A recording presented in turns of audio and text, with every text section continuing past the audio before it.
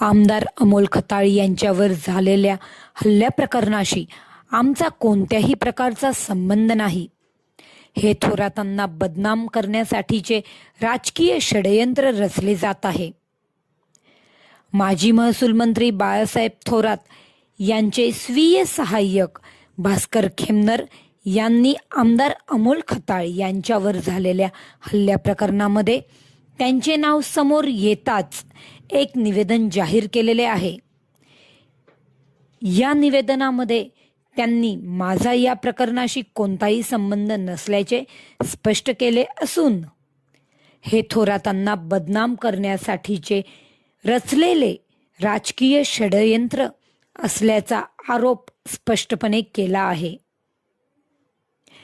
नेमके या निवेदनामध्ये काय म्हटले होते हे आपण लवकरच शेरनी न्यूजच्या माध्यमातून जाणून घेऊया. शेरनी न्यूज संगमनेर, संपादिका Krishna Ajit Kumar Sarda. Welcome to Drussia Digital India's exclusive Instagram and Facebook marketing package. Enhance your online presence with our comprehensive Facebook marketing package. Enhance your brand's online presence with the exclusive Instagram marketing package offered by Drussia Digital India.